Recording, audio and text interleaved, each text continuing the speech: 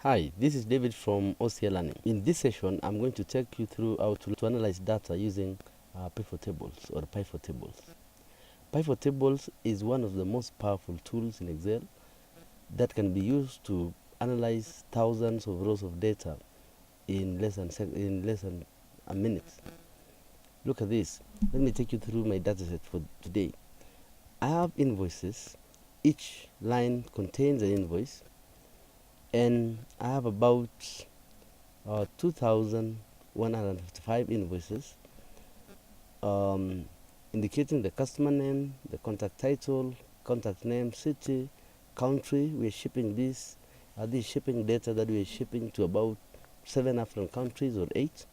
There's a salesperson, there's the order ID, there is the order date. Now the order date shows us when the order was made and is spread between January 2015 and December 2016. We also have shippers. We have 3 shippers. So in this, we have Nibebe Corporation, we have Kilimanjaro Shipping International, and we have Virunga Shipping.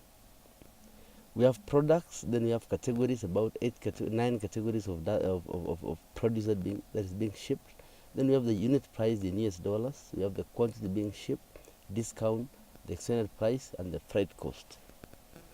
Now, the first report that I want us to analyze or to generate is, can we show the quantity that has been shipped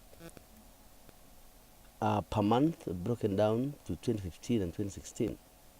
So the first thing is, let's see where pivot tables are. When you go to the insert on the tab, and this applies to Excel 2013, 2016, 2019, 2007, all of them as comes with pivot tables. So go to insert pivot table. It loads this, the pivot table environment, where you create a new pivot table. It allows you to select the source data or use external data source, put the report on a new sheet, and press OK. But I don't want us to use that approach. Instead, I want us to assign a name to our dataset. So we can do that by pressing Ctrl+A, then go to the name box and type invoices and press enter to accept that name. Once you have, you can check that name here by going to the formulas, the name manager, and we can see that the name is here and applies to A1 to P2156. I close that. Now create a new sheet where you're going to place the report. Then go to insert pivot table. Then it comes clean where it does not select any data, but allows you now to select the invoices that you give, the name invoices that you give on this tab, on this sheet called invoices. So you can either use F3 or go to formulas and use in formula and pick invoices into the table or range. Then we are going to place our report on this existing sheet number 3 on cell A1. Then click OK. Once you have there, you'll see on the right side the fields that are on the top, the headers, the row headers here for this dataset called invoices will show up on the as pivot table fields on the left. So of interest for us is the order date, which you're going to pick the order date and place it on rows. Then on the quantity, we place it on values like that.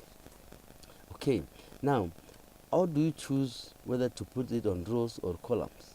So because we want a report that is in tabular nature, that is why I put it on rows, but you can also choose to put it on the columns. We have also filters, which we'll see later.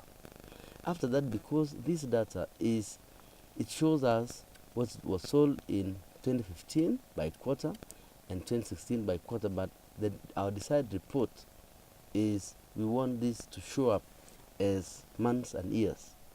In sometimes Excel can give you this as individual dates with the total for those dates, but what you just need to do is right click here to group your data by month and by years. So we know the start date is January 2015 to January 2017, but we know this data set ends in January or December 31, 2017. So click OK. Click OK, you get this report. Then we can now change the report design so that it's tabular in nature. So we change it to outline form and get our report like that. Thank you. You can watch my next recording where I explain now the advanced aspects of pivot tables in Excel 2016. Thank you. My name is David Kanye.